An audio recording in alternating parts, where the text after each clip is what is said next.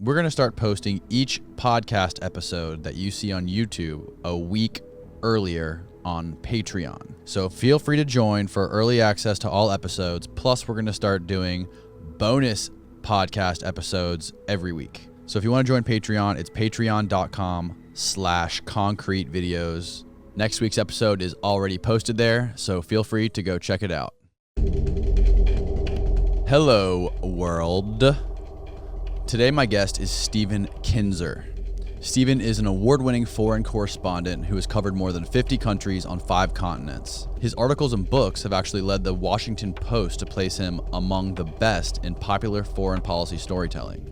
And he spent more than 20 years working for the New York Times. On this podcast, we dive deep into Stephen's most recent work studying the CIA's secret drug and mind control experiments of the early 50s and 60s and the CIA's poisoner-in-chief, Sidney Gottlieb, who conducted brutal experiments using pills, powders, and potions and LSD in an attempt to control people's minds, including people like Fidel Castro and other foreign leaders. Stephen is a super interesting guy, and this podcast was absolutely mind-bending. I hope you enjoyed as much as I did. Without further ado, please welcome Stephen Kinzer.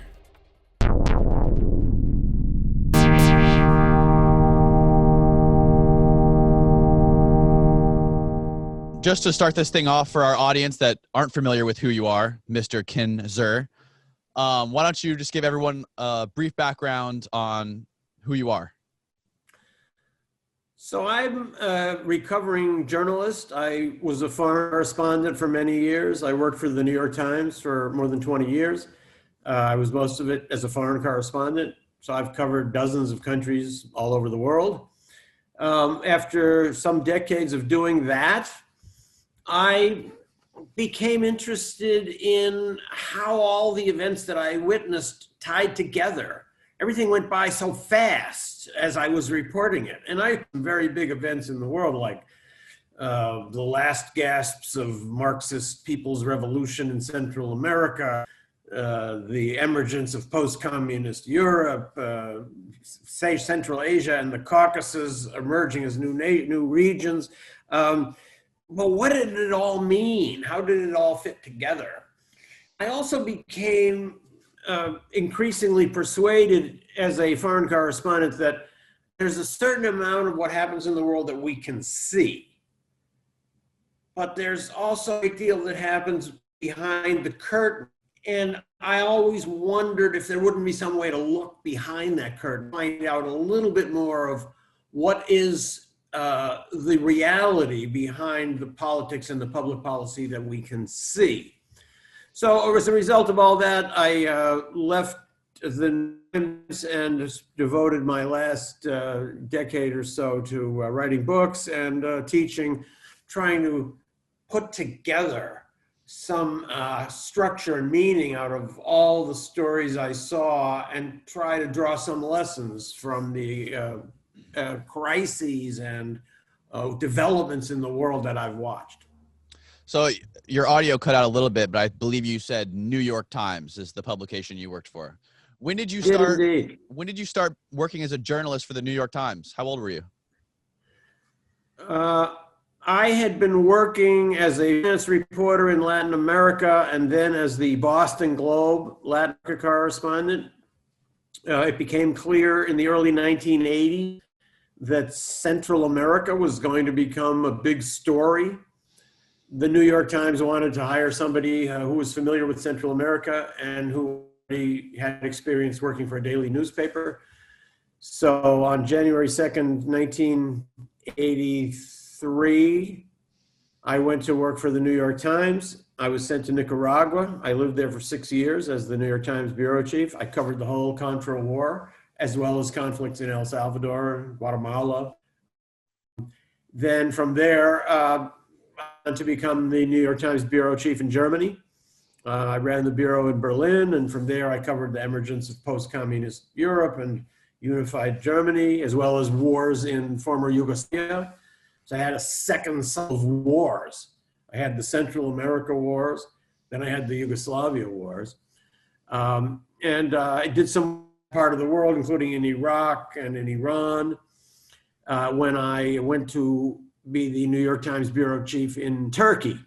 So I lived in Istanbul, and I was actually the first New York Times bureau chief there, and from there covered Central Asia and the Caucasus. So I got to have quite a range of experiences. I was watching A Midsummer Night's Dream the other night, and there was a line in there that struck me. Maybe it applies to my experience at the New York Times. One of the performers says, "I have had a dream past the wit of man to see what dream it was." Now, you've done a lot of, or you obviously know a lot about like the history of the regime changes that we've been a part of and Iran. My question, I guess, is what is your view on the U.S.'s relationship with Iran right now, especially like during the Trump era, and where do you think it's going right now with current politics, with Joe Biden potentially taking office, and where do you see us now and in the future? The history of U.S.-Iran relations is really a tragedy of lost opportunities and misunderstandings.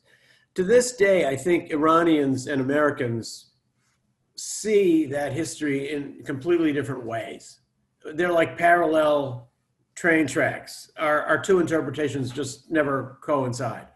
So from the American standpoint, U.S.-Iran relations begin and end in 1979. So that was the period when our Shah, who had been our faithful ally for 25 years and whom we had installed on the peacock throne, was overthrown. And then our diplomats were taken hostage. This started a cycle of bitterness against Iran. And as far as we understood at the time, which was very little, those Iranians who took our diplomats hostage were nothing but nihilistic savages who did this in violation of every law of God and man. We never stopped hating them for that. And since then, we have been almost without a break in deep confrontation with Iran. This is odd because life in Iran is so much more like life in the United States than in many of our so-called allies. The society in Iran is very much like ours, whereas the society in many of the countries in the Middle East that are our so-called allies, not like ours. Iran also has long-term strategic goals that are actually in many ways congruent with ours. Sunni extremism, which we claim to be fighting in the form of Al-Qaeda and ISIS, is the greatest enemy of Iran. Those extremists that we're fighting, that we claim to have as enemies, are their greatest enemy. They want to kill all Shia, and Iran is the center of Shia Islam. So Iranians definitely have a motivation to be intensely involved in the anti-terror struggle in the Middle East. So despite all of this, the emotion that comes from the overthrow of the Shah and the hostage crisis is still reverberating through our politics. And it has been fanned by our so-called friends in Saudi Arabia and Israel, who for their own reasons are very focused on the idea of containing Iran. That's the way we see the relationship. But there's a completely different interpretation from the Iranian side. So the Iranians would tell you, yeah, there was the hostage crisis. That was unfortunate, but that was just a bump in the road. The real moment when everything went bad between the United States and Iran was in 1953. So this is an episode of which most Americans are ignorant. In 1953, Iran was emerging as an incipient democracy. Because it was democratic, the government responded to the demands of the Iranian people, which were all focused on one issue, and that was oil. Iran is sitting on an ocean of oil. The oil was owned by one British company, which in turn was owned by the British government. At the same time, Iranians were living in some of the worst conditions of anybody in the world.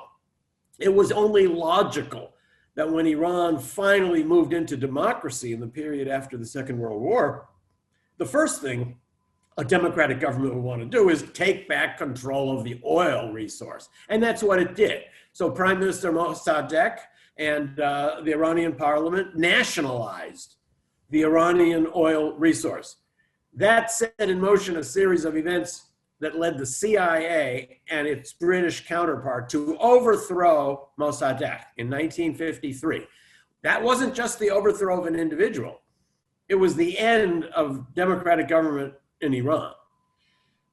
We reinstalled the Shah on his peacock throne, and he went on to rule with increasing repression for another 25 years. That repression produced the explosion of the late 1970s, what we call the Islamic Revolution. And that's what turned Iran into the country that it is today, being led by a clique of anti-American mullahs. It all started in 1953. This is the Iranian narrative. But in America, we don't recognize that we ever interfered and said everything wrong there. But the fact is this: if we had not intervened and overthrown Iran's democratic government in 1953, we might have had a functioning democracy in the heart of the Muslim Middle East all these 70 years. And I can hardly wrap my mind around how different the world and the Middle East might be if we had only decided to allow Iranian democracy to unfold rather than react to crush it as a way of protecting our access to oil. Now, I mean, recently, just I think this year, it was either late 19 or early 2020, Trump ordered the execution or had that general Soleimani, I believe is how you say it. He was killed in a drone strike. What is your view on that? And what do you think his reasoning for that or his competence of the whole situation was? Again, there's such a different narrative from the Iranian side and from the American side. So the American narrative is Iran is a hegemonic power. It's trying to extend its tentacles all around the Middle East. It sponsors militias and political groups and gives them money and weapons. Soleimani, the general who was the head of the Revolutionary Guards, was seen as the person who was the diabolical master of this network with all its Middle Eastern tentacles, and therefore a kind of terrorist mastermind. In the Middle East terms, anybody is a terrorist who opposes the interests of the United States, particularly with any violence. So when you are militantly or violently resisting American power in the Middle East, that's what defines a terrorist in our view. So he became something like the chief terrorist. Now, look at it differently from the Iranian side. So Iran is the center of Shia Islam. Shia Islam is the number one enemy of radical Sunni movements like Al-Qaeda and now ISIS. Those groups have, as I said earlier, their principal goal is to kill all Shia. They want to come in Iran and essentially kill everyone in Iran. That's who their real enemy is. They hate the Shia more than they hate the Christians or Jews or anyone else. Naturally makes Iran eager to fight those groups. And Mr. General Suleimani was definitely the greatest ISIS killer of all time. We have been even allied with Al-Qaeda and its brother groups in places like Syria. But Iran never did that for reasons of self-preservation. The other piece of the Suleimani and Iranian influence story is this. Iran is, as I said, the world center of Shia Islam. But there are pockets of Shiism all over the Middle East and beyond. In many places, those people are the oppressed. If you go to a Muslim city or a Middle East city, let's say like Beirut, you'll find essentially the poor neighborhoods, those are the Shia neighborhoods. And social services are very weak from the government there. That's why groups like Hezbollah have grown up. They provide the whole network of social services that keep Shia communities alive. If a widow can't survive with their kids, the government has no programs for those people, but you can go to the Hezbollah office and they will help you. It's a kind of a government, a shadow government. Those are Shia organizations and they're sponsored by Iran. Those organizations also have military wings, as like Hezbollah. So Iran is thinking, we are just supporting oppressed and persecuted Shia communities all over the Middle East. It's not that we're trying to expand influence, it's we're trying to protect our own people. And so, again, the narratives are so different. I was quite taken aback by the decision to kill Suleimani. It certainly was something that bound Iranians together again. Everybody in Iran, I think, admired him for what he had done. So it was definitely a symbol, if one was needed, as to how intensely the anti-Iran hatred is still boiling in Washington. Now, a lot of the narrative from Trump's team and Trump was that Soleimani was responsible for the deaths of tons and tons of U.S. soldiers, not tons, but lots of U.S. soldiers, and attacks on U.S. bases over there. Are you? Soleimani was supporting militia groups Right. in Iraq. And those militia groups were devoted to pushing the United States out of Iraq. Don't forget that Iraq is also a majority Shia country. Most of the leaders of Iraq are people who, during the Saddam, go to live in Iran because they were Shia. They couldn't survive under. So these are with very deep ties to Iran. There's a very strong tie between Iran and Iraq that has to do with the Shia majorities in both countries. So yes, Iran was supporting militias that were attacking American soldiers in Iraq. And their answer would be, well, you shouldn't be here. That's why we attacked you. We attacked invaders in our part of the world. But of course, from the point of view of the United States, anybody who attacks American soldiers is a terrorist. And if Soleimani was even indirectly connected to those attacks, that could have put him high on our death list. Mm.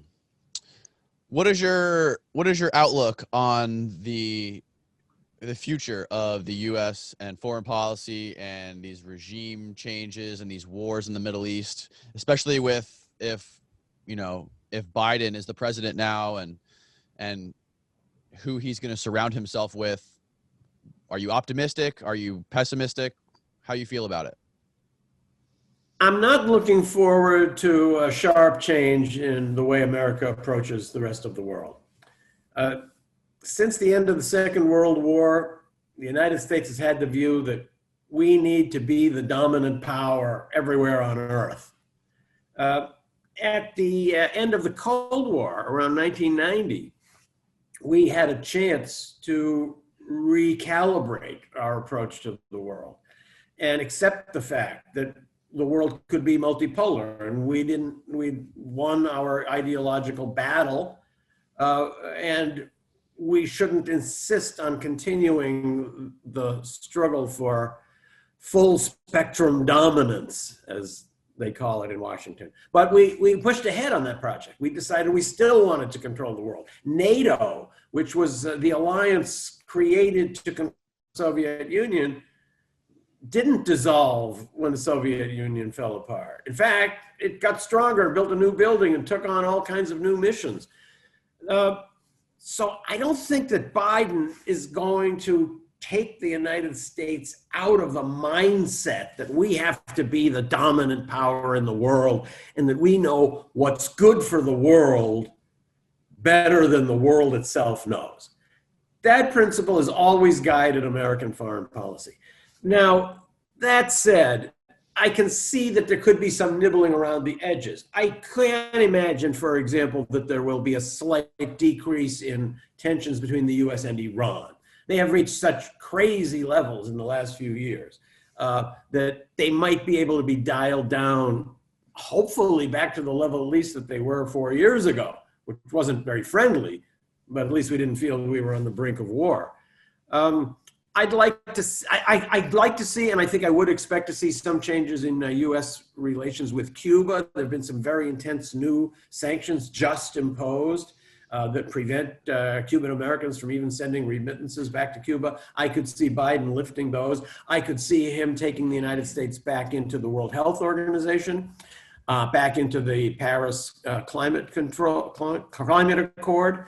But that he would fundamentally re-examine the question of whether the United States needs to be controlling places all over the world, I see that as far-fetched. He's very much a product of the American foreign policy establishment. Remember that Biden has spent his entire adult life as a senator in Washington. He was chairman of the Senate Foreign Relations Committee.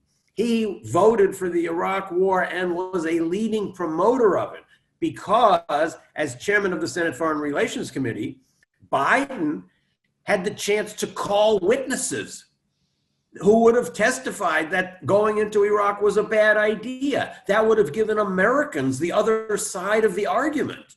But Biden never called those people. As a result, an entire side of the argument that it was not a good idea to invade Iraq, never got a platform. And I attribute that largely to Biden as chairman. It was up to him to set up the witness lists. So I do think it's a product of the traditional foreign policy orthodoxy in the United States, but I would add this caveat. The American people and the voting blocs in both parties are increasingly in favor of a more restrained foreign policy. A number of public opinion surveys show this. The only place in the United States where there's still real appetite for foreign wars and foreign intervention is Washington, D.C. The public has left this behind. They don't want to do it anymore. But Washington is so fueled by foreign money and foreign pressures and all sorts of imperial fantasies that it can't break this addiction. Now, Biden, to my mind, is not a person of deep ideological or passionate conviction. And the same goes for Kamala Harris. They're pragmatists. They don't have deep beliefs. So I think they're willing to be shaped by circumstance. One of those circumstances is that the public, and including the base of the Democratic Party, doesn't want to continue these constant foreign conflicts. And I think if there's enough pressure from below, if the forces favoring restraint and limited foreign policy can organize and show Biden that this is where the party is now, that might have an effect. And although I'm not optimistic about the kinds of people that he's going to appoint to national security jobs, I do think that he will evolve as feels public opinion evolves. And that gives those of us who have a voice the responsibility to show him that public opinion is not where it was when we launched the Iraq War almost 20 years ago. Now, I heard you mention briefly on another podcast that you did that obviously there was a lot of presidential candidates who were very outspoken on foreign policy, like Tulsi Gabbard and Bernie Sanders. Is it true that when a president wants to implement domestic policies versus foreign policies, there's a lot more hoops they have to jump through with, like, Congress won't let them enforce their tax laws, the changes in like taxes or universal health care or education. But when it comes to foreign policy, it's much easier for them to get things done. Well, let me answer that by telling you a story. I once had the opportunity to spend an hour sitting around chatting with Jimmy Carter. It happened that he actually came to Nicaragua while I was the New York Times bureau chief there, and he wanted to see me, and we had a very nice chat. And here's one of the things he told me. He said, when I became president, I decided I wanted to consult with all the living former presidents in private and just have a chat with them about what do you do? How do you do this job? How do you be president? What advice do you have for me? So I brought them in very quietly, and we had private conversations. He said, so I brought in Nixon. And I said to him, what's your advice on how to be president? And Nixon told me, you know something, domestic policy is too frustrating. When you come into office, there's going to be a problem with education. There's going to be a problem with housing. There's going to be a problem with healthcare. There's going to be a problem with public welfare. When you leave for office, those problems are still going to be there. Yeah, you can do something. You can nibble around the edges. But it's so frustrating. You've got Congress, you've got so many vested interests, and issues are so complex. You appoint yourself a good environmental protection administrator and a good housing secretary and tell them to do the best they can. But world affairs is so much more fun because there you can really get things done. All you have to do is sign a piece of paper and your policy towards the whole part of the world changes. So I always kept that story in mind, and I think it's very true. These things that progressives talk about, like Medicare for all, or let's say free tuition in public universities, I think those seem like no-brainers, but those are really difficult projects to get done. We saw what we went through with Obamacare. It was tormentuous, and then it came out as a grotesque caricature of a healthcare bill because so many different interests had to be accommodated. In foreign policy, it isn't like that. Look what President Trump did with Iran. With one stroke of a pen, he pulled the United States out of a profoundly important deal that was going to not only prevent Iran from ever getting a nuclear weapon, but lay the basis for some long-term stability in the Middle East. With one signature, he got rid of that. He abolished that. So it tells me that Biden also can do much, much more, incomparably more in foreign policy than he can in domestic policy, certainly in the short term. And the short term is very important now because we don't know what's going to happen in 4 years. You know, one thing we saw with Trump is that you can rip a whole structure apart very quickly. So this puts, I think, a different lens on foreign policy. It has to be looking for somewhat shorter term returns now. You can't just set in motion a policy hoping for a return in 20 years, which is what good foreign policy should do, because you don't know what's going to happen with the next spasm in American domestic politics. Therefore, I don't expect dramatic changes from a Biden administration. I'm looking at the people he's bringing into government as more or less the Obama crowd. And you'll remember that Obama dropped more bombs than George W. Bush and was involved in wars in 7 countries and set Libya on fire and helped devastate Syria. So I don't see a change in basic mindset. I can see some of the excesses to which Trump pushed us being moderated, but a true re-examination of whether it makes sense for the United States to spend its resources policing Ukraine and the South China Sea and everywhere else in the world, I don't see that. Why is it specifically that they can do so much foreign policy, but not domestically? Well, why is that? Domestic policy is very much caught up in a web of laws and domestic political interests. Every major interest in the United States has a way to influence the way Congress works. The timber industry or the gas industry or the chemical industry or the credit card industry or the financial industry. They all have decisive influence over certain members of Congress, which they buy through the political system in the United States of what's essentially legalized bribery, if you see it from any other country. And the clash of so many special interests in their own profit makes progress through Congress on anything very difficult.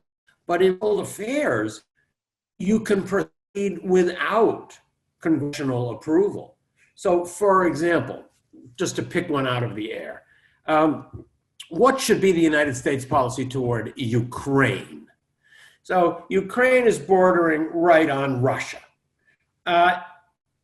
it has been the United States project to promote anti-Russian feeling in Ukraine and to try to do everything we can to weaken any efforts to build stronger ties between Russia and Ukraine. We want Ukraine to be an ally of the West and to help us weaken Russia. We would like to send heavy military equipment into Ukraine. We would love to carry out military maneuvers on the soil of Ukraine. We would like to encourage Ukrainian politicians to be defiant of Russia. Now, you might pull back and ask yourself, why would we want to do that? Why would we want to provoke Russia by fomenting trouble in the country on Russia's border? No country can tolerate upheaval and interference by a major global rival in a country right on its border. We wouldn't like China to open up a military base in Tijuana, or we wouldn't appreciate large-scale Russian military maneuvers in Quebec on the shores of the Great Lakes. But yet we are constantly poking our stick in Russia's eye by carrying out military maneuvers in the Baltics, in some cases right on the border with Russia. We're also doing the same thing with aggressive military patrolling in the South China Sea. A president could decide, I don't want to do that anymore. We're not going to have a policy of trying to provoke trouble for Russia and China by fomenting upheaval on their borders. We're not going to do that anymore. So he could do that just on his own. He could decide, for example, we're not selling weaponry in Ukraine government that want to use weaponry to provoke Russia. We won't anymore. If Russia, for example, would like to complete its gas pipeline to Germany, we're not going to object to that anymore. The Trump administration is very upset about this. We would say to ourselves, Russia and Germany made an agreement to build a gas pipeline. That's up to them. We're not going to interfere. That would be a big change in American policy. And that's a change that the United States could make with a stroke of a pen. How about our policy toward Venezuela? We are intensely working to overthrow the government of Venezuela in a variety of different ways. A new president could say, I don't think Biden will, oh, we don't care about overthrowing the government of Venezuela anymore. We're just going to leave it up to the Venezuelans. That could be something that you don't need any congressional approval to do. And that goes for American policy towards countries in most of the world. We could decide we want a whole different policy toward China, a different policy toward Russia, and you don't need to consult Congress for that. So that's why I say a new incoming president has much more leeway in dealing with changes in foreign policy than in trying to change domestic policy. Do you think presidents necessarily know a lot about foreign policy? Like, do you think they have a comprehensive understanding, like someone like you does, of things that are going on in Russia, China, Venezuela, and the cause and effect of all of it? Or do they just have war generals around them telling them what to do? You have to do this. I think Joe Biden believes he knows a lot about world affairs. He has served for years and years on the Senate Foreign Relations Committee, including extended periods as chairman of the Senate Foreign Relations Committee. He's been traveling all over the world. He has met many world leaders. So to a certain degree, he's right in thinking that he knows a lot about the world. On the other hand, he's so much a product of the Republican, Democrat, established think tank media mindset in Washington that he's never pulled back from dealing with individual crises to ask himself the larger question about what should the United States be doing in the world? Why do we insist on being the dominant power in South America, the dominant power in Africa, that we should decide what happens in the Caucasus, that we should shape events in the South China Sea? How long can we continue to do this in the modern world, particularly given all the needs at home? So I don't think that he himself has pulled back enough to ask himself those larger questions. A number of Americans who are highly qualified have done that and would be great members of a national security team for the Biden administration. But I don't expect that to happen. Ask yourself, as you see the Secretary of State and the Secretary of Defense and their deputies and the people on the National Security Council selected, how many of those people said it was a bad idea to get involved in Syria? We shouldn't have bombed Libya. We never should have invaded Iraq. Go back and find the people who said that, and you won't find any of them being rewarded with posts in the new administration. In fact, having been right about the disastrous consequences of those interventions effectively disqualifies you from service in a future administration, whereas having been wrong and supporting those interventions that worked out so disastrously qualifies you eminently. And why is that? Why do you think it's like that? It has to do with our national consciousness and our national self-image. We are a country that always thinks of ourselves as the best, the biggest, the strongest. And we've convinced ourselves that it's not selfish for us to want to dominate the world. It's good for the world. We sacrifice ourselves to help the rest of the world. And sometimes the world doesn't quite appreciate it, but without us, there would be chaos. We feed ourselves this narrative that we are, as Madeleine Albright put it, the indispensable nation, because what did she say? We stand taller and we see further than other nations. It's very difficult for us to convince ourselves that actually we may not have the key to prosperity and security for all people all over the world. That maybe other people want to go in directions of their own and should be allowed to do that. The idea that we should just tend to our own nation, we have deep troubles at home, and rather than tell the rest of the world we have a great example to sell you, you have to be like us. These are larger questions that are very difficult for Americans to grasp. Americans don't like to understand things. We like to do things. And that is what is propelling a foreign policy of intervention and activism. The idea that we should do less in the world just doesn't get any traction in Washington. There's no payoff in that idea. It's always want to do more. You want to sanction that country? No, I want to sanction them even more. You want to give military aid to that government? No, I want to give them even more. There's no payoff. There's no percentage in Washington for saying, why don't we just leave those parts of the world to deal with their own problems and help them diplomatically, but not insist on coercive power. Let's try to do a little less in the world and a little more at home. Instead of trying to build the perfect society in Afghanistan, how about trying to work on one at home?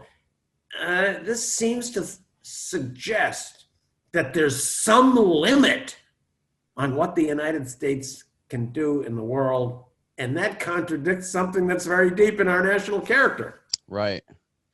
What specifically, can you explain the gas pipeline you were talking about with Russia and Germany, and why does the Trump administration not want it to happen?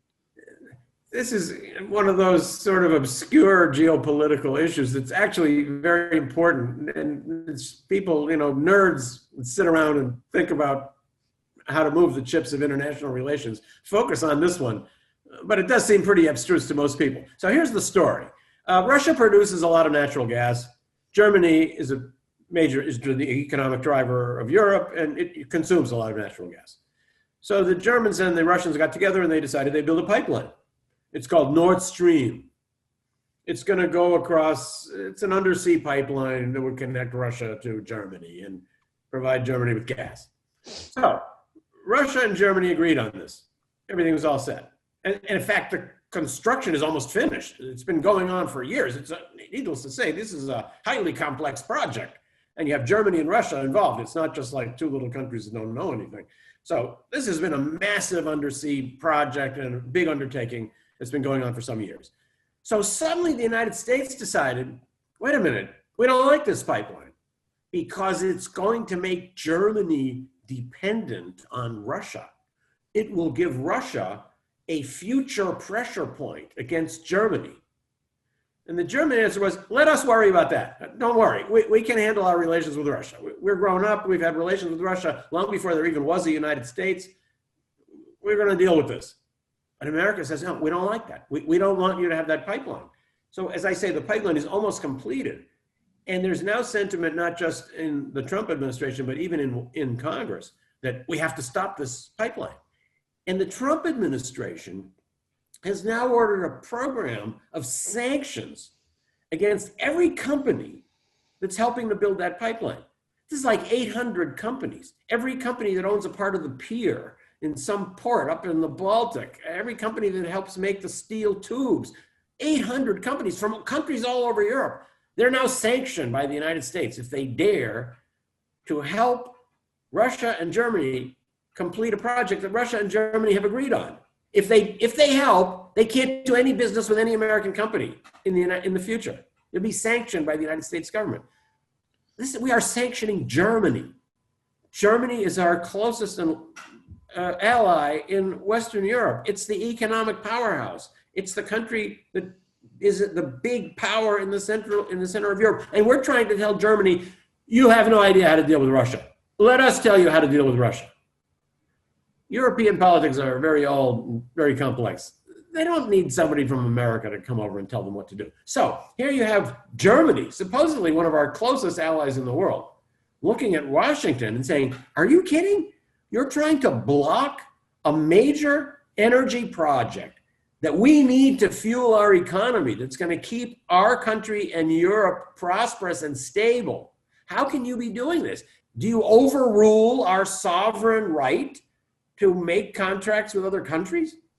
And essentially that's what we're doing. So a new administration could say to Germany, you know, we think you're grown up enough to make your own decisions about your relationships with Russia. And we'll drop our fanatic belief that anything that could be positive for Russia is definitely bad for the world. And we'll let you go your own way. So that's an example of one project, the idea of sanctioning all companies involved in building this Nord Stream pipeline, of how a US president could make a dramatic impact on foreign policy. Let me tell you, just lifting those sanctions and telling the Germans and the Russians, go ahead and do whatever you decide you want to do, would have a big impact, especially in Germany. It would convince Germans that a little bit of the nightmare might be over in Washington. Well, it's a fantastic example. Who are the specific people in Congress or in Trump's cabinet that are making these decisions, and what would be their argument to why they're doing this? So Secretary of State Pompeo is one of the leading hard chargers on this issue. He's the one who officially signed the new sanction rules on all these hundreds of companies. In Washington, there are prominent figures in both parties who are promoting this idea, including Adam Schiff, powerful congressman who has made a career on confronting Russia, and that's what's behind it all. It's all about congressmen and senators competing with each other to find new ways to be tough on Russia. You want to sanction Russia here, I'm going to sanction them over there. You know, we have practically run out of sanctions. We don't have anything else we can do. It's just finding a new way to pile on to Russia. So someone noticed this Nord Stream pipeline and said, wait a minute, this could be good for Russia. Anything good for Russia, it's bad for us. That's the only reason. And the reason is to cripple Russia. And in order to promote that goal of making sure that Russia can't make money by exporting gas to Germany, we are willing to try to overrule a sovereign decision taken by one of our closest allied countries. And I just want to go back to this story. The relationships among European countries, Russia, France, Germany, Poland, these are very complex, very old. They go back many, many centuries. And I think these countries have developed a degree of diplomatic sophistication where they should be allowed to be free to decide what's good for us. without politicians in Washington going nuts and telling them you can't build this pipeline. And let me tell you, it has nothing to do with the pipeline itself. It has all to do with finding a way to poke your stick in Putin's eye one more time, which always feels good in Washington. Mm. And I mean, it seems like especially countries over in Europe, they're all so jammed tight next to each other. Well, this is a very important factor in explaining the difference in attitude between European countries and the United States. European countries, as you put it, are packed together. They all have lots of neighbors. So before Switzerland can take a step, it has to think, so what's Austria going to do? Before Austria can take a step, it has to think, what about France? What about Hungary? What about Germany? And this is the way they've been accustomed to dealing over many, many generations. So diplomacy is highly developed in Europe, more than anywhere else in the world. And that's the reason why. They've had to deal with shifting alliances and balances of power over so many centuries. But the United States is not like that. We never had to learn how to get along with anybody. We just have stolid Mexicans and happy Canadians and rapidly declining fish stocks. That's it. We never had to weigh our actions against possible reactions. In addition, our geographic isolation has been a spectacular way to protect us against the backlash from our decisions. When France or Germany or Austria or Poland has historically made any decision, if it turns out badly, they get the bad result right away. It doesn't happen to the United States. We're totally invulnerable, or at least that's what we thought until 9/11. So this is why I tell my students at the beginning of every semester, never underestimate the value and importance of geography in understanding the world. And an effect of this on the United States is we never had to learn how to deal with neighbors. We don't know how to play nicely with others. We don't have to. Right. And also, we're protected from the blowback, from the effects of our foreign interventions, because we got this huge distance between us and all other countries. And that's probably an important factor in explaining how we came to be the way we are. Okay, let's take a transition into, for sake of time, into your book, The Poisoner in Chief. Fascinating story. Can you just give me a brief background on who Sidney Gottlieb is and the story behind The Poisoner in Chief? Well, this is my 10th book. And I can say that in my books, I've uncovered things that have surprised me, and they may have shocked a lot of my readers. But this is the first time I've really been shocked. I can't believe that this happened and that this person existed. I can hardly believe what I discovered in writing my own recent book, Poisoner in Chief. So the story is this. At the end of the Second World War, Americans began focusing on a new enemy, that was communism and the Soviet Union. That led to the creation of the CIA. The CIA decided very early on, mistakenly, that communist powers and communist scientists had uncovered the key to mind control. They'd found a way to seize control of human minds and make people do things at their secret commands. Therefore, the CIA launched an intensive program to try to compete with this. As I said, it wasn't really true that anybody had ever found these secrets because they don't exist. But the CIA went off in this direction. And it began a program called MK Ultra, a highly secret program that ran during all of the 1950s, specifically aimed at trying to find ways to control the human mind. In 1951, the CIA hired a chemist named Sidney Gottlieb, a person who faded into total anonymity and lived his whole life completely invisible. Sidney Gotlieb became the chief of the chemical division of the CIA. So he's the chief chemist of the CIA. In this capacity, he also became the director of MK Ultra. First of all, it's just amazing that the CIA has a chemistry department. Well, Gottlieb had his PhD in chemistry, and I called my book Poisoner in Chief because whenever the US government decided it needed poisons, Gottlieb was the person who could make them. He knew more about poisons than anyone in America. I think maybe more than anybody in the world. So when the United States, for example, decided that we wanted to kill Fidel Castro with poison in 1960, it was Gottlieb who made the pills and the poison fountain pen and the poison wetsuit. When the United States decided we wanted to kill the Prime Minister of the Congo, Patrice Lumumba, in 1960, it was Gottlieb who made the poison kit and brought it over to the Congo. But actually, that wasn't the most important part of Sidney Gottlieb's work. By compounding those poisons to kill foreign leaders, he was essentially just a pharmacist. He was just a really smart chemist who knew how to extract minute amounts of toxin from Alaskan butter clams and compound them into super potent poisons. But another gifted chemist might have been able to do that.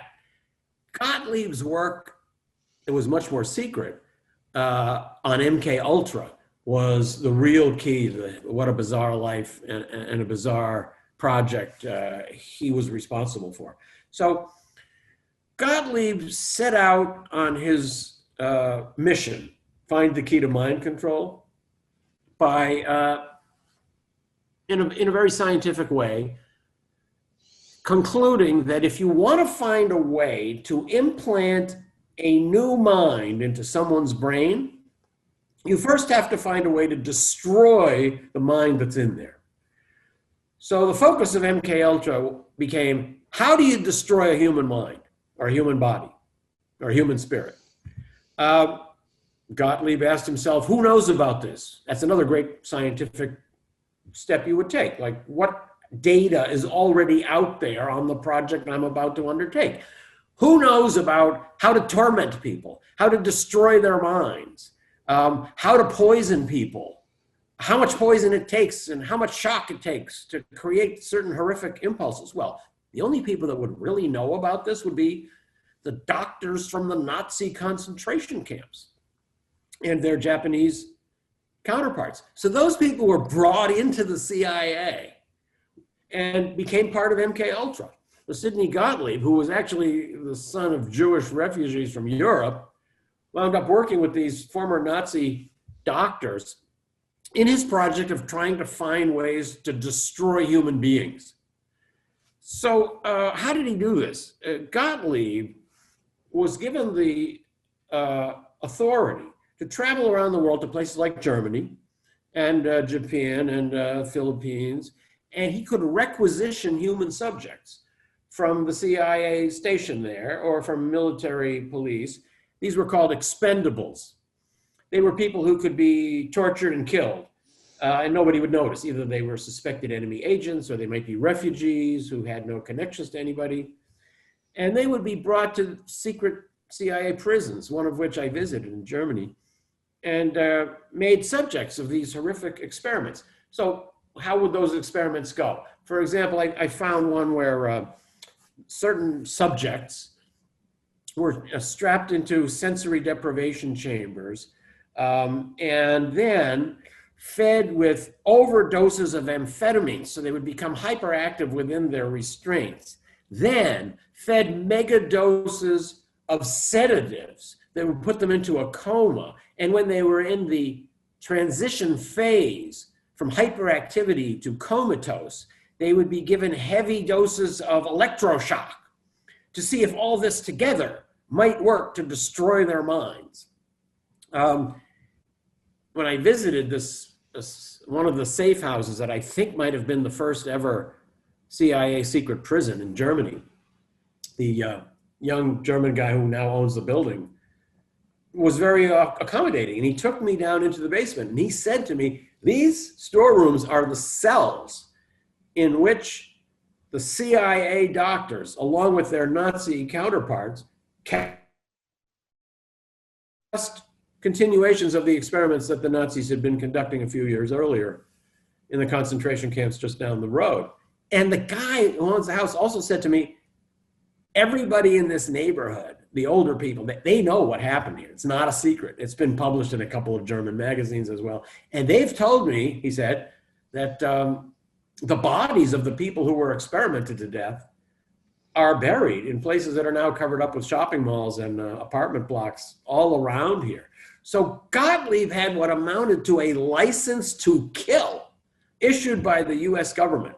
And in pursuit of his MK Ultra mind control project, he carried out the most intense and extreme experiments on human beings that have ever been conducted by any agent or authority of the US government. Why? What is the purpose of mind control? And why the hell would the CIA want to control people's minds? Alan Dulles, the director of the CIA, had concluded that if you could make people in other countries behave as you wanted them to, you wouldn't have to kill them. But I think the deeper question is, what led them to believe that this was possible? And I think there are two answers. One of them has to do with a few specific episodes that happened. There was the story of this Hungarian cardinal who was placed on trial by the communists and spoke in a very monotonous voice and with glazed eyes and confessed to crimes that he obviously hadn't committed. It later turned out he had been coerced by the same means that people have been coercing prisoners with since forever, but we didn't believe that. We thought that he had been mind controlled somehow. The same thing happened with the release of our prisoners from Korea. A number of them that said good things about communism and confessed to committing war crimes. We thought the only way they could have done this is if they had been brainwashed somehow. So it was it was false interpretation of events. But I think there was something even bigger than that, something that was behind that. I think those seeds fell on fertile soil, and that fertile soil was cultural conditioning. Think of all those stories about mind control. It's a fantastic trope for fantasists. You drop a pill into someone's drink. I mean, how many books, how many movies and stories have come out of the swinging watch that makes you hypnotized? There's been Edgar Allan Poe stories and Sherlock Holmes stories and movies like Cabinet of Dr. Caligari and Gaslight.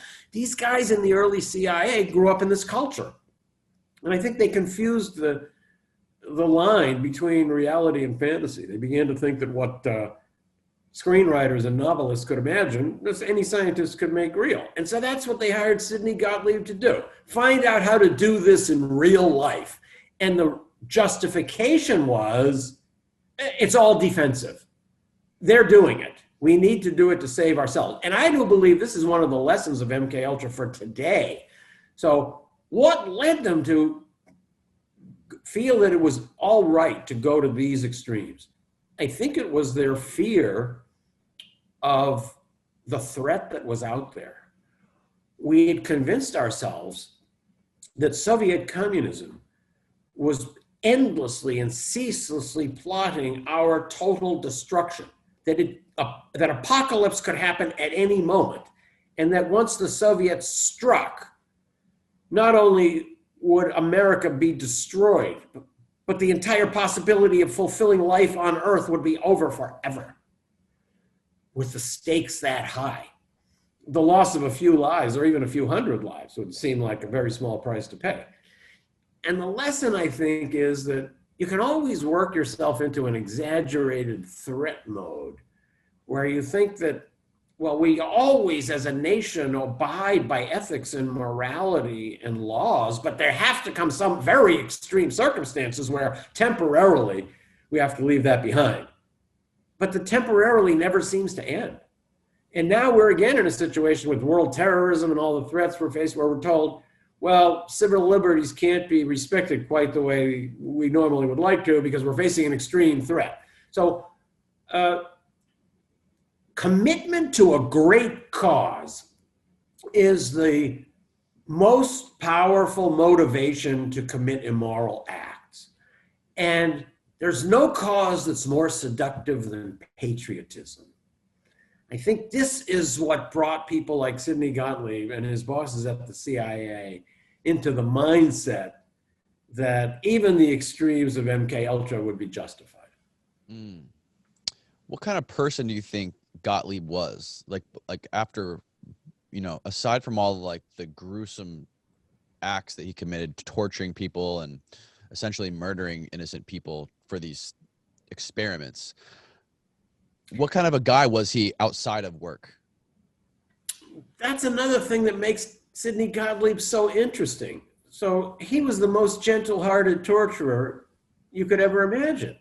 Sidney Gottlieb, who carried out these horrifically grotesque experiments and just left a trail of blood and devastation behind him, was a sweetheart. He was like a proto-hippie. He lived unlike any civil servant in Washington in the 1950s, I'm sure. He lived in a cabin in the woods out in Virginia. It had no running water. He got up before dawn to milk his goats. He meditated. He studied Buddhism. He wrote poetry. He grew his own vegetables and brought homemade bread in to eat for lunch at the CIA. So somehow he was able to reconcile these two sides of his personality. While writing that book, Poisoner in Chief, I tried to imagine how he did that. He never spoke or wrote about his own feelings or about his own work. But I would ask myself, how does a person who's so unorthodox and so humanistic justify carrying out such bloody deeds? And I'm just speculating now, but maybe this is one thing he might have told himself. He might have said, I'm a very unorthodox person. I'm not like the mainstream guy, the way I live. And I'm able to do this because I live in a free country. We are now facing an enemy that wants to make it impossible for anybody ever to live like I do. Everyone's going to have to be an automaton and fit into the Procrustean Soviet bed. That's what we were being told in those days.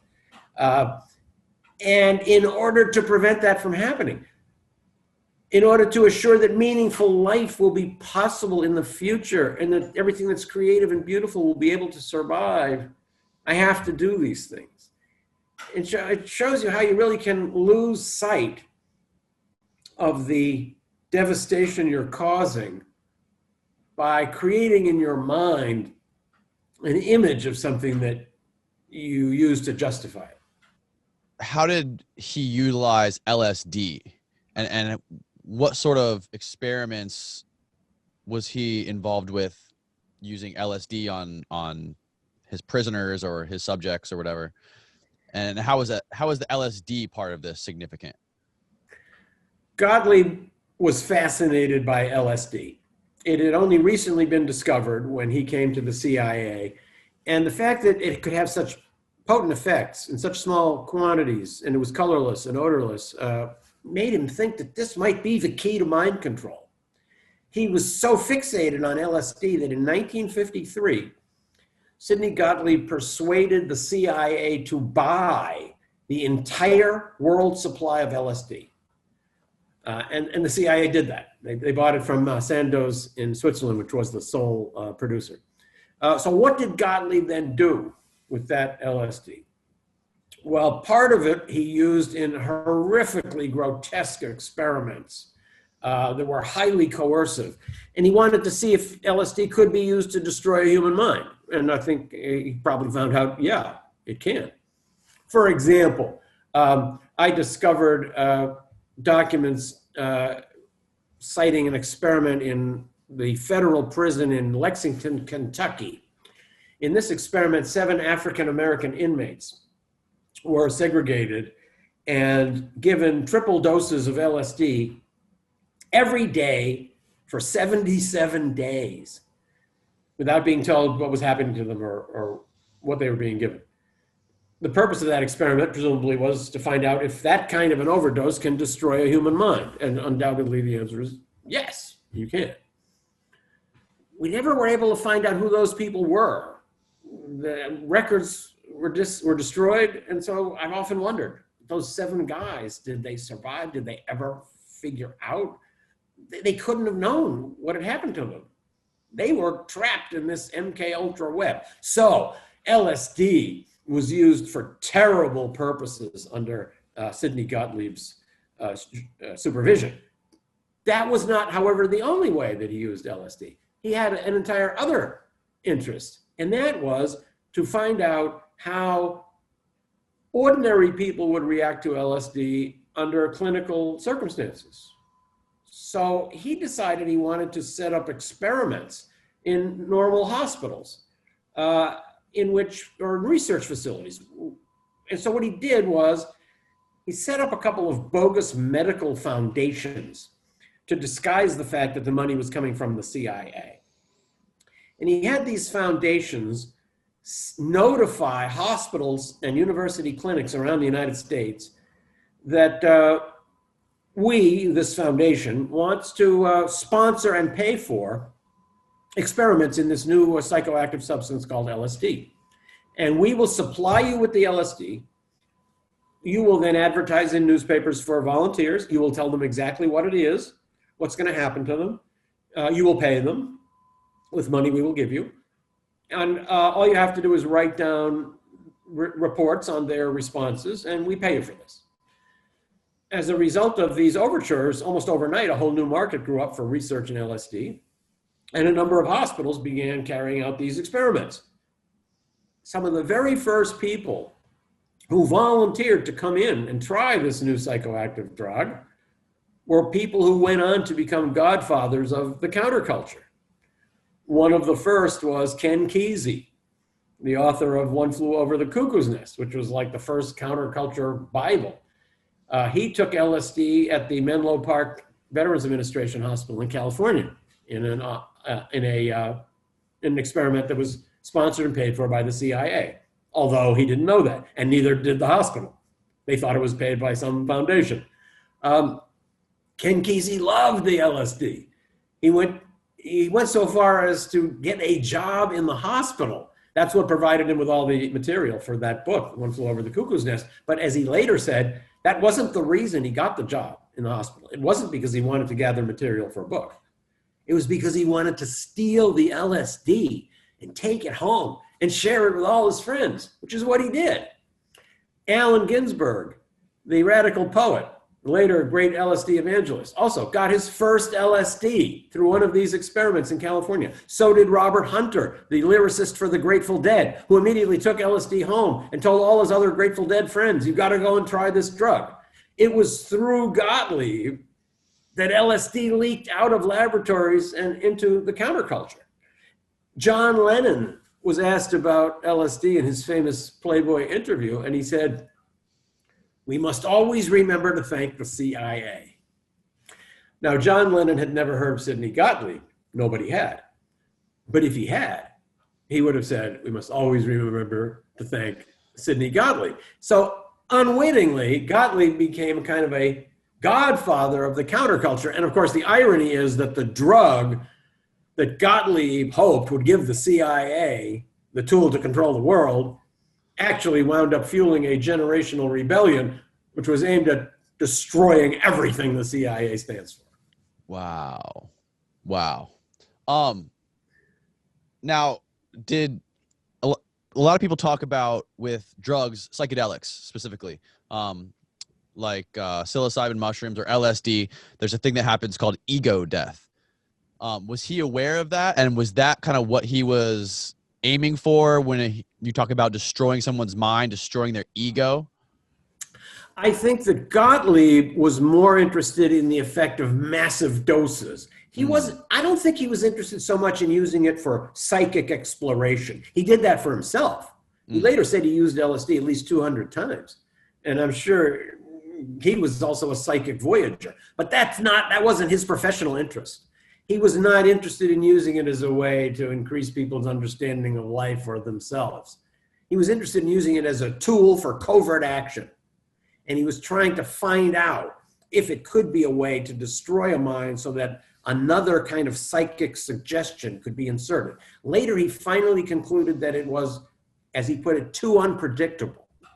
You couldn't tell how LSD is going to affect a particular person in a particular situation. Some might become very talkative and tell you what you want to hear. Others become very defiant and have just the opposite reaction. So ultimately, he found that LSD was not reliable for this purpose, but self-experimentation was definitely one of his principles. And I'll tell you something that happened to me right after this book was published, and I was being questioned about it. I had wondered in my own mind this question.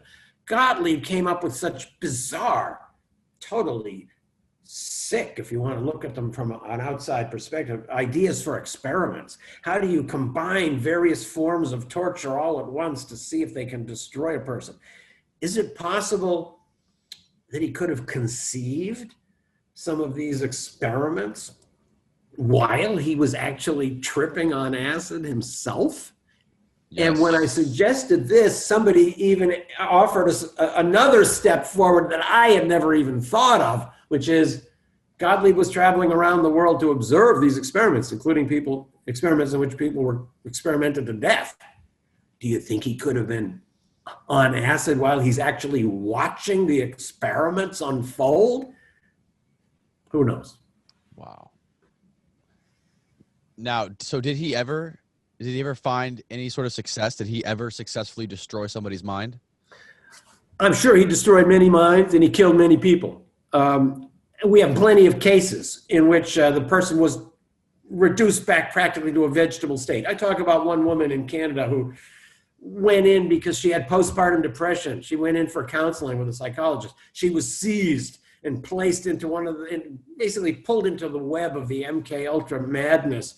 And she was, for the rest of her life, unable to recognize her relatives or hold a fork. Her mind was successfully destroyed. We have no idea how many people this happened to, but the number must be quite substantial. So the paperback edition of my book has just come out, and I added an afterword at the end. And one of the things I say is that since the hardcover came out 1 year ago, I've been getting emails from people saying, I've been spending the last 50 years trying to find out what happened to me.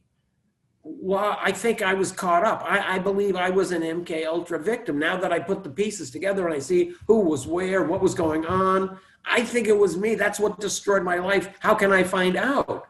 And all I can say is you can't. But there are a lot of poignant stories out there.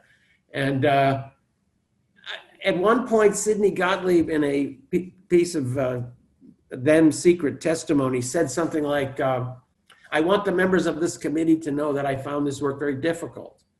It was challenging. It wasn't what I liked to do, but it was very important.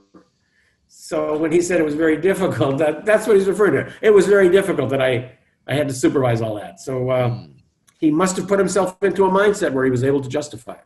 Now, there's obvious connections. How deep have you gone into the connections with the stories of like the Unabomber, Ted Kaczynski, and the experiments that were done on him at Harvard, I believe it was? So the story of the Unabomber and the experiments at Harvard are outside the MK Ultra realm. They're connected, I think. Wasn't the professor that was doing the experiments with him, wasn't he part of the CIA at one point?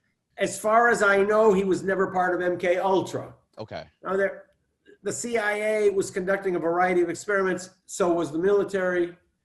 There's a lot of speculation. This project is so unknown, and so many of the records were destroyed, that you can go off in a lot of directions. Who killed John Lennon? You know, why? What was Sirhan's story? Was he mind controlled? Ted Kaczynski is another one. In my books, I only deal with facts. My favorite chapter in all my books is the footnotes. Everything is footnoted. Everything comes from somewhere. So I don't deal with cases like those. I love reading about them. So I'm glad that other people do write about those. But in my books, I try to stick to the facts. And it's frustrating in writing about MK Ultra because I'm painfully aware that I've only uncovered a small fraction of what MK Ultra was and what Sidney Gottlieb did. So there's no concrete evidence connecting to Ted Kaczynski or even Charles Manson or any of that stuff. I haven't seen any evidence connecting MK Ultra to Manson or to the Unabomber. Unfortunately, there's so much that's been lost. When Sidney Gottlieb left the CIA, he violated federal law by destroying all the records of MK Ultra. He had the support of the Director of Central Intelligence, his boss, in doing this. As a result of that, there's huge gaps in what we know, and it's frustrating because I realize that in telling this story, I've only scratched the surface and told a small part of what MK Ultra was and what Sidney Gottlieb did. There was another guy, like a famous gangster hitman who was in prison, who was one of his victims as well. This is actually an interesting story because that's one exception to the rule that we don't know anything about what happened. Whitey Bulger, the famous Boston gangster, was an MK Ultra victim. And we don't need the records of MK Ultra to find this out because he has written about it. So as a young thug in his 20s, Whitey Bulger was sent to the federal prison in Atlanta, Georgia. There was a doctor there named Pfeiffer, who was an MK Ultra subcontractor. And Pfeiffer was sending back reports to the CIA, to Sidney Gottlieb, about how prisoners responded to LSD. One of the prisoners that he recruited was Whitey Bulger. He told those prisoners, we're researching a medication for a possible cure for schizophrenia. We need your help. It's a humanitarian project. They were not told anything about the real motivation for the project.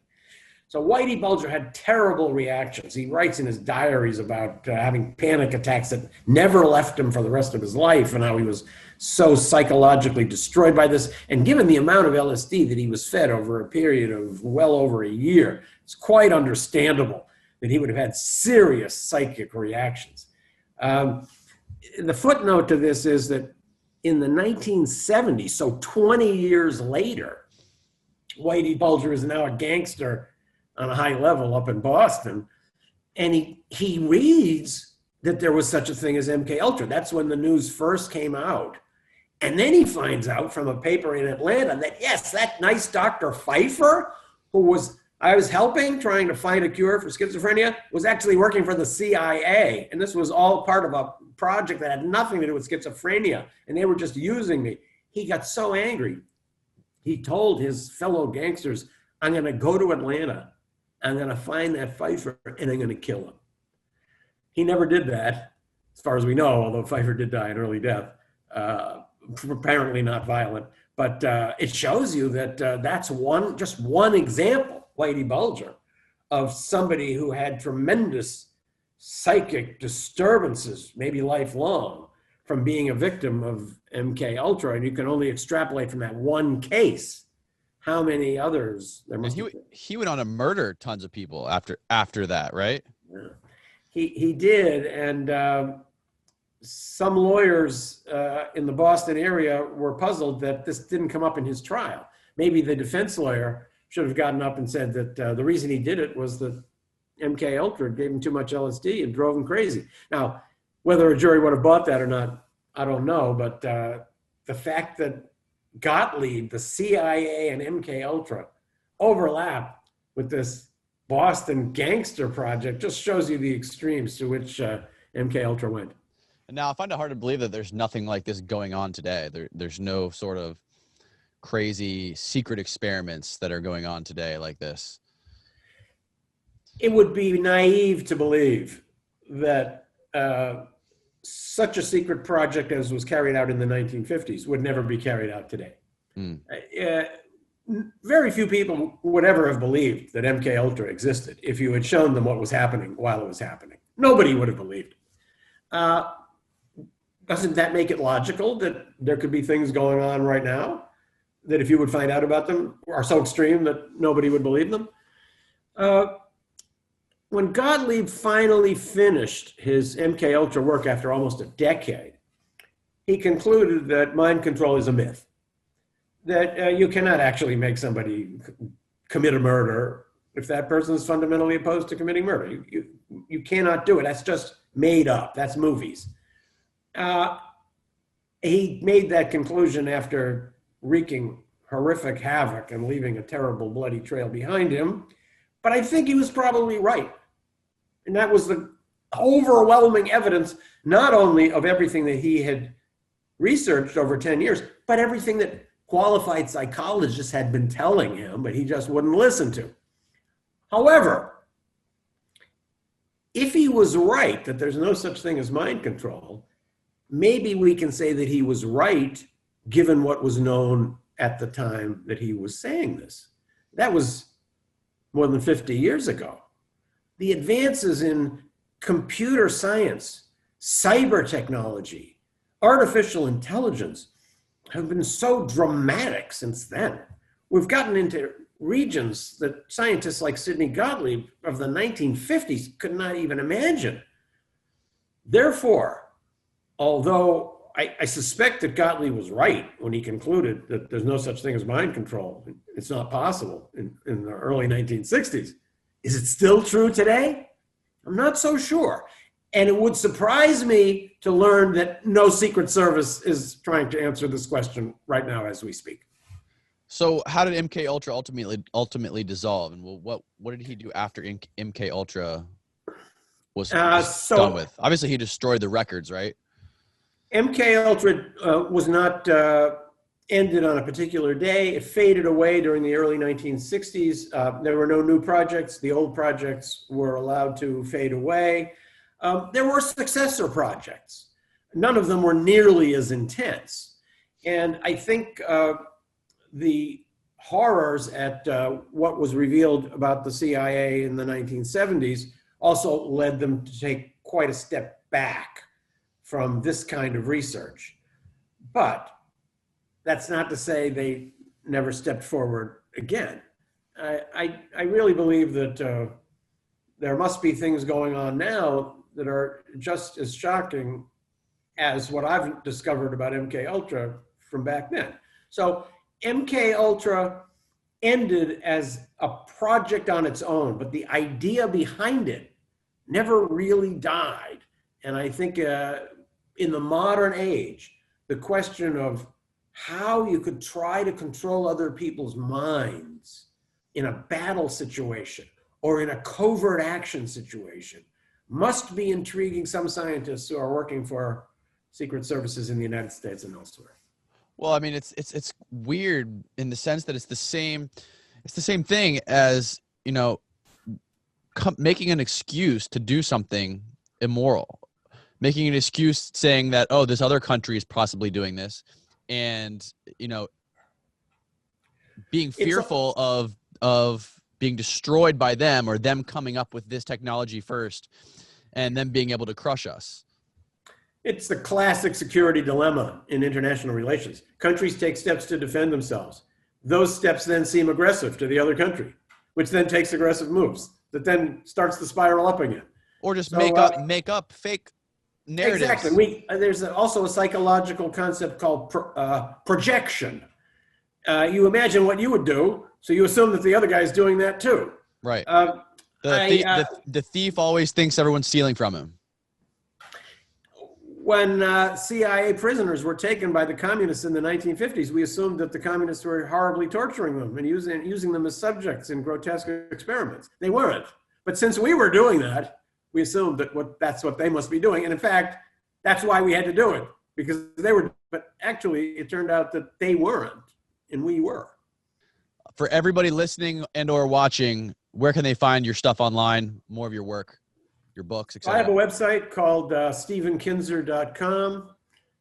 My books are all visible on Amazon. So go on to Amazon, read the Amazon pages, read the Amazon reviews, and then go down to your local independent bookstore and order the book. Awesome. Thank you so much, Stephen. I really appreciate your time. Okay, thank you.